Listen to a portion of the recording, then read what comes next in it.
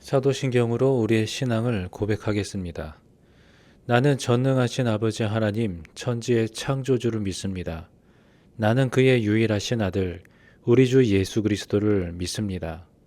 그는 성령으로 잉태되어 동정녀 마리아에게 나시고 본디오 빌라도에게 고난을 받아 십자가에 못 박혀 죽으시고 장사된 지 사흘 만에 죽은 자 가운데서 다시 살아나셨으며 하늘에 오르시어 전능하신 아버지 하나님 우편에 앉아 계시다가 거기로부터 살아있는 자와 죽은 자를 심판하러 오십니다.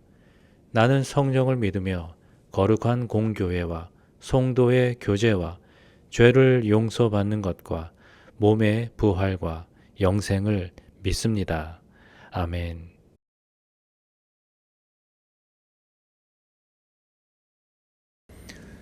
오늘 본문 요한계시록 10장은 7번째 나팔이 울리기 직전의 상태입니다.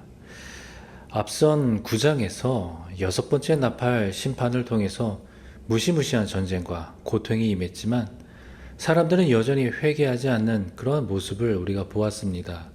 이제 하나님은 한 천사를 통해서 특별한 메시지를 전달하시는데 이것은 하나님의 계획은 혼란 중에도 중단되지 않고 진행되고 있으며 그 뜻은 말씀을 통해 이루어진다라는 사실을 우리에게 알려주는데요. 그러면 이 본문 말씀을 통해서 오늘 우리에게 주시고자 하는 교훈의 말씀은 무엇인가 함께 살펴보도록 하겠습니다. 먼저 1절에서 3절의 말씀을 보도록 합니다. 내가 또 보니 힘센 다른 천사가 구름을 입고 하늘에서 내려오는데 그 머리 위에 무지개가 있고 그 얼굴은 해 같고 그 발은 불기둥 같으며 그 손에는 펴놓인 작은 두루마리를 들고 그 오른발은 바다를 밟고 왼발은 땅을 밟고 사자가 부르짖는 것 같이 큰 소리로 외치니 그가 외칠 때에 7 우레가 그 소리를 내어 말하더라. 본문에서 요한이 본 이 힘센 다른 천사는 앞서 보았던 그런 재앙을 전하는 천사들과는 구별되는 중대한 사명을 가진 존재입니다. 그래서 성경은 그에게 그가 하늘에서 내려오고 구름을 입고 또 머리에는 무지개가 있고 얼굴은 해 같고 발은 불기둥 같다라고 표현하고 있습니다. 이것은 모두 하나님의 영광과 또 임재, 우리 하나님의 권세를 상징하는 이미지들인 거죠. 특히 구름은 출애굽기에 하나님의 임재, 그리고 무지개는 노아 홍수 후에 그 언약의 약속, 또 얼굴이 해 같다라는 표현은 요한계시록 1장에서 예수님의 모습과도 연결이 되어지고 또 불기둥 같은 발은 광야에서 이스라엘 백성을 인도하신 여호와 하나님의 임재하심을 연상시키고 있는데요. 이와 같은 천사의 모습, 천사는 하나님의 계시된 그러한 말씀, 그 두루마리를 손에 들고 하늘과 땅을 밟으면서 사자처럼 부르짖자 그 외침에 7 우레가 응답을 하는데 이것은 하나님의 계시와 비밀이 여전히 진행 중에 있고 또 하나님의 음성이 온 우주에 울려 퍼지고 있음을 이제 나타내고 있는데요. 그러면 이 말씀에 대한 해설 첫 번째 문단을 먼저 보도록 하겠습니다. 요한은 6째인 심판 후에 7째로 가기 전에 잠시 다른 차원의 환상을 기록했는데 6째 나팔과 7째 나팔 심판 사이에도 삽입구를 두었습니다. 힘센 다른 천사가 등장하는데 봉인되지 않고 활짝 펴있는 작은 두루마리를 들고 있습니다. 펼쳐진 두루마리는 요한에게 펼쳐질 환상이자 요한이 전해야 할 심판의 예언입니다. 땅과 바다를 딛고 서 있는 천사의 모습은 두루마리의 메시지가 온 세상을 포괄함을 보여줍니다. 힘센 천사의 사명은 하나님이 오래 참으실수록 완악해지는 세상을 향해 심판을 경고하고 회개를 힘있게 촉구하는 것입니다. 회개와 심판의 목소리가 잦아드는 이 시대에 나는 하나님의 애타는 부르짖음을 듣고 있습니까? 하나님은 혼란하고 참 위협적인 세상의 이러한 한복판에서 하나님의 영광과 또 자신의 뜻을 선포하기 위하여 힘센 천사를 보내십니다. 그 천사는 단지 사람들을 두렵게 하는 존재가 아니라 하나님의 약속과 또 권세를 보증하고 또 하나님의 말씀을 온 땅에 전하는 통로의 역할을 하는 거죠. 우리의 눈에 참 이 세상은 여러 가지 요인으로 인해서 너무 어지럽고 불확실해 보입니다. 불안합니다. 그런데 하나님은 그 와중에 우리에게 말씀하시죠. 나는 여전히 이 세상을 다스리고 있다. 그러니까 하나님의 권세는 땅과 바다 위에 서 계시는 것처럼 온 우주를 덮는 통치자가 되신다라는 말씀이죠. 또한 하나님은 이 말씀을 숨기지 아니하시고 작은 두루마리로 펴 놓으신 채 우리에게 들려주시기를 원하시는데요. 그러므로 우리는 이 혼란의 시대에 하나님의 말씀을 붙들어야 한다는 것이죠. 그러니까 세상의 뉴스가 아니라 하늘의 계시를 듣고 우리가 거기에 반응하는 삶, 그것이 바로 오늘을 살아가는 우리에게 필요한 자세일 것입니다. 그래서 오늘도 말씀 앞에 엎드려 있게 하시고 또 주의 뜻을 온전히 받아들일 수 있는 그러한 믿음의 사람이 다 되기를 소망합니다. 그러면 계속해서 4절로 7절의 말씀을 보도록 합니다. 일곱 우레가 말을 할 때에 내가 기록하려고 하다가 곧 들으니 하늘에서 소리가 나서 말하기를 일곱 우레가 말한 것을 인봉하고 기록하지 말라.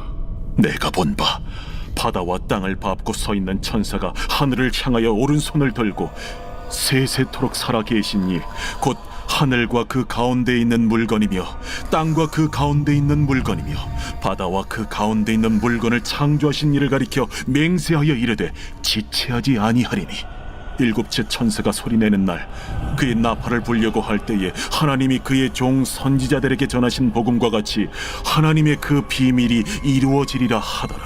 이 부분에서 요한이 일곱 우레가 말하는 소리를 듣고 그것을 이제 기록하려고 했는데, 그런데 하늘에서 그것을 기록하지 말고 인봉하라 라는 명령이 들립니다.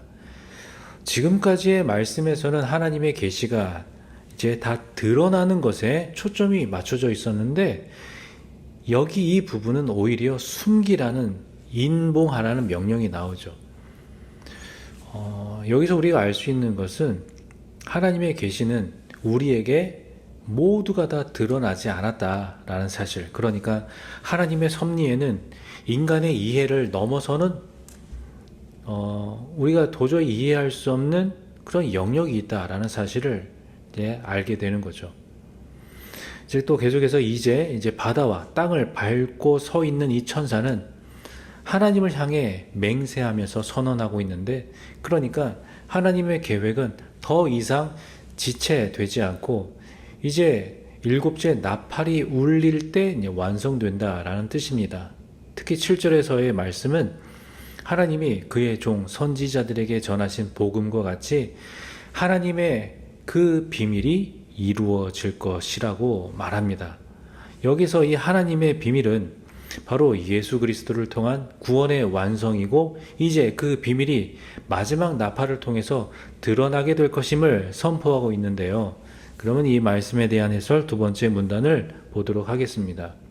천사의 사자 같은 큰 소리가 예언적 선포라면 일곱 우레는 하나님의 뜻입니다. 요한은 일곱 우레의 음성을 기록하거나 발설할 수 없습니다. 단지 작은 두루마리에 펼쳐져 있는 내용을 계시록으로 기록하고 세상에 선포할 뿐입니다. 우리에게 주어진 것 역시 인간의 지식과 언어로 가늠할 정도의 작은 두루마리 뿐입니다. 무한한 하나님의 뜻은 인간 이해의 폭에 갇히지 않습니다. 우리는 영원한 하나님의 뜻을 하나님의 뜻이라는 신학 용어 안에 가두려고 합니다. 하나님의 뜻이 그것을 뚫고 나와 통제 불가능한 움직임으로 내 기대를 무너뜨릴지라도 믿음으로 그 무너짐과 흔들림을 수용해야 합니다. 이 본문에서 하나님은 말씀을 주시되 우리가 다 이해하지 못하는 영역도 있다라는 것을 알게 해주시고 그것을 우리에게 허락하십니다. 그러므로 우리에게 필요한 것은 그러한 비밀의 말씀을 억지로 해석하거나 그냥 추측하는 것이 아니라 그저 하나님을 신뢰하고 그 자체로 우리가 겸손히 받아들이고 기다릴 수 있는 그러한 믿음의 모습인 것이죠. 또한 오늘 말씀은 우리에게 분명하게 말합니다. 하나님의 비밀은 지체되지 않는다. 그래서 우리는 때때로 왜 이렇게 오래 걸릴까? 왜 나의 기도의 응답은 더딜까? 하나님의 뜻은 언제 이루어질까? 하는 그러한 마음으로 우리가 초조해하거나 또 조급해질 수 있습니다. 하지만 하나님은 바로 정확한 때에 하나님이 정하신 그 약속의 말씀을 이루시는 분이죠. 그래서 우리의 어떤 계획이나 또 나의 그런 시계가 아니라 하나님의 그 시간에 따라서 하나님의 뜻은 반드시 완성된다는 믿음이 우리에게 있어야 할 것입니다. 그래서 오늘 우리들이 이렇게 드러난 말씀에 순종하면서 그리고 또 완전히 드러나지 않는 부분은 우리가 그저 신뢰하고 기다리면서 오늘의 삶이 주님 뜻 안에 이루어지게 되기를 소망합니다. 그러면 계속해서 8절로 11절의 말씀을 보도록 합니다. 하늘에서 나서 내게 들리던 음성이 또 내게 말하여 이르되 내가 가서 바다와 땅을 닫고 서 있는 천사의 손에 펴놓인 두루마리를 가지라. 하기로 내가 천사에게 나아가 작은 두루마리를 달라 한즉 갖다 먹어버리라. 내 배에는 쓰나 내 입에는 꿀같이 달리라. 내가 천사의 손에서 작은 두루마리를 갖다 먹어버리니 내 입에는 꿀같이 다나 먹은 후에 내 배에서는 쓰게 되더라. 그가 내게 말하기를 내가 많은 백성과 나라와 방언과 임금에게 다시 예언하여야 하리라. 요한은 하늘에서 들린 그 음성에 따라서 하늘에서 내려온 천사가 손에 들고 있는 그 두루마리를 받아 먹습니다. 이때 천사가 갖다 먹어버리라. 내 입에는 꿀같이 달지만 내 배에는 쓰리라 라고 하는데 이 두루마리는 하나님의 계시 곧 말씀을 상징하는 거죠. 그래서 이 말씀이 입에는 꿀처럼 달지만 배에서는 쓰다라는 이 표현은 결국 하나님의 말씀을 받는 기쁨과 그 말씀을 이제 내 안에 있는 말씀을 전할 때에 받는 그런 고통을 이야기합니다. 그리고 천사는 마지막으로 요한에게 이렇게 이야기하죠. 네가 많은 백성과 나라와 방언과 임금에게 다시 예언하여야 하리라 라고 하는데요. 여기서 다시라는 표현은 앞으로 주어질 예언의 사명을 예고하고 있는 것입니다. 그러니까 요한은 말씀을 단지 기록하는 자가 아니라 살아서 그 말씀을 전하는 자인 것이죠. 자, 그러면 이 말씀에 대한 해설 세 번째 문단을 보도록 하겠습니다. 복음을 전하다가 반모섬에 유배 중인 요한에게 에스겔이 했던 것처럼 두루마리를 갖다 먹고 다시 백성과 나라와 방언과 임금에게 예언하라고 하십니다. 냉소와 조소, 거절과 핍박, 고난과 죽음이 기다리는 곳으로 다시 가서 회개와 심판의 메시지를 전하라는 뜻입니다. 그 전에 말씀을 먹으라고 하십니다. 먼저 말씀의 사람이 되라는 뜻입니다. 말씀의 단맛을 알아야 쓰디쓴 고통을 감내하면서도 말씀을 왜곡하지 않고 바로 전할 수 있기 때문입니다. 말씀을 향한 겸손한 수용과 말씀을 전하기 위한 목숨을 건 충성이 절실한 시대입니다. 말씀에 대한 사랑과 책임이 내게 있습니까? 이처럼 말씀은 단지 머리로 아는 정보가 아니라 직접 받고 먹어서 소화를 하고 또 그것의 에너지로 내가 살아내야 할 생명의 양식이 되는 거죠. 하나님은 요한에게 말씀을 먹으라고 하십니다. 우리에게도 마찬가지입니다. 말씀을 읽고 듣는 것에서 멈추지 말고 그 말씀을 나의 생활 안으로 받아들이고 또 그 말씀이 나를 통하여서 세상으로 흘러가야 합니다. 그래서 말씀이 처음에는 꿀같이 달지만 그 말씀을 세상 속에서 전하게 되고 또한 그 과정 가운데에서 때로는 핍박이고 고난을 우리가 경험을 하게 될 때 그것이 때로는 쓰게 느껴진다라는 것을 비로소 깨닫게 되는 거죠. 하지만 그것이 진짜 말씀의 능력입니다.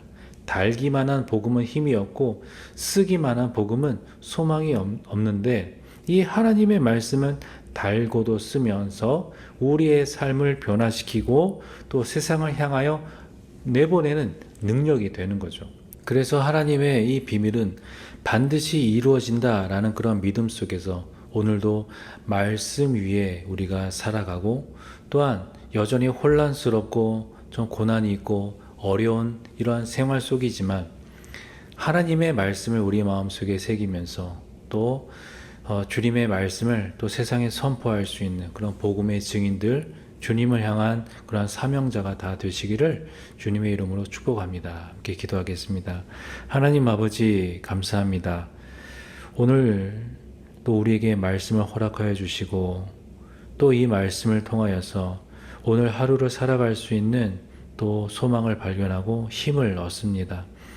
아버지 하나님, 여전히 세상은 혼란스럽고 또 복잡하고 또 우리를 넘어뜨리려 하지만 그러한 와중에서 말씀을 우리 마음속에 새기고 또 말씀을 먹고 또 말씀을 우리가 세상 가운데에서 우리 입술로 나의 행동으로 나의 삶으로 증거하며 이 세상에 참된 주님의 증인으로 살아가기에 부족함이 없도록 날마다 또 매 순간마다 우리와 함께 하시고 또 주님의 사랑이 또 내 안에 가득하여서 그 사랑을 통하여 세상에 또 소금과 빛으로 살아갈 수 있도록 주님 함께하여 주옵소서. 예수님의 이름으로 기도하옵나이다. 아멘. 주님 가르쳐 주신 기도로 기도회를 마치겠습니다. 하늘에 계신 우리 아버지, 아버지의 이름을 거룩하게 하시며 아버지의 나라가 오게 하시며 아버지의 뜻이 하늘에서와 같이 땅에서도 이루어지게 하소서. 오늘 우리에게 일용할 양식을 주시고 우리가 우리에게 잘못한 사람을 용서하여 준 것 같이 우리 죄를 용서하여 주시고 우리를 시험에 빠지지 않게 하시고 악에서 구하소서. 나라와 권능과 영광이 영원히 아버지의 것입니다. 아멘.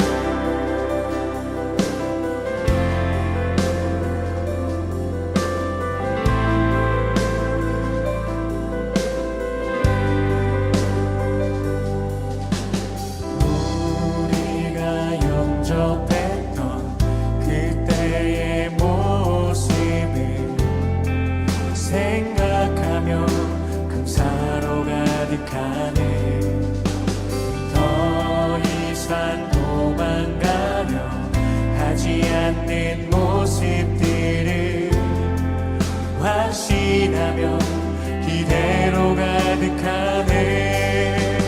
우리가 영접했던 그때의 모습을 생각하며 감사로 가득하네. 더 이상 도망가려 하지 않는 모습들을 싱하며 이대로 가득하네.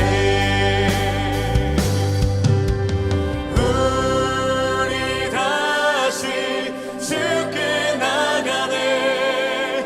감격의 그 자리로. 아멘. 우리 지금 다시 일어나 은혜의 그 자리로.